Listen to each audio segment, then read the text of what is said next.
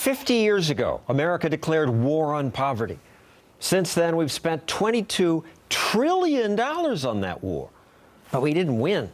Often we made poverty worse, more intractable. Of course, some poor people were helped. You spend $22 trillion on something and you're going to help some people. Also, for the first 7 years of the war, the poverty level did drop significantly. Hooray! But look at what happened next. Improvement stopped. Despite 50 years of massive wealth creation in America, the poverty rate stayed about the same. Well, it went up and down, but overall, it stayed roughly level. Why didn't the improvement continue?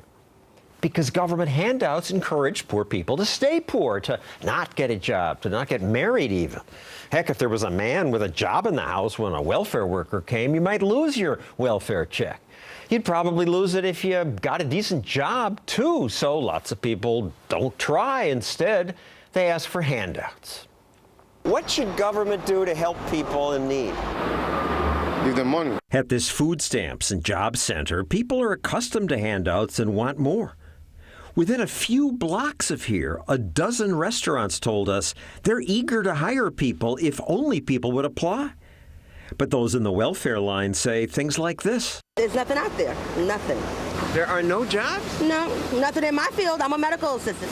And what about going outside your field and working in a restaurant? No, restaurant is not going to give me the money I need to stay where I am. But not working and getting government aid will let her stay where she is. So she does. That's how handouts discourage work. So what should we do to help the poor? Get government out of the way, or mostly out of the way, so the market can work its magic. That's happened recently in much of the world. For thousands of years, life looked like this for lots of people. But since 1990, says the World Bank, the number of people living in extreme poverty has dropped by half. 1 billion people who once lived like that no longer do. This is the biggest unpublicized story of the century. Thanks to the magic of the free market, 1 billion people are no longer miserably poor. Over the past few decades, more countries figured out that if you reduce corruption and allow free trade and leave people mostly alone, that creates economic growth. And that capitalism will change their lives forever. We have a long way to go. Another billion of the world's 7 billion people still live in extreme poverty. Extreme defined as trying to live on less than $1.25 a day. The market could also work its magic for them and enhance the lives of America's poor if our government just did less. Let's look at that poverty rate chart again. But this time I added the years right before the war on poverty was declared. As you see, Americans were already lifting themselves out of poverty before welfare. Then the war on poverty began and progress continued for a bit, but then progress basically stopped.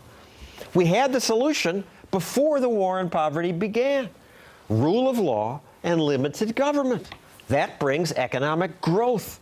Americans would have continued to lift themselves out of poverty had government not interfered by encouraging people to be so dependent. Today, if we could just limit government's constant interference, we could end most poverty by letting markets work their magic.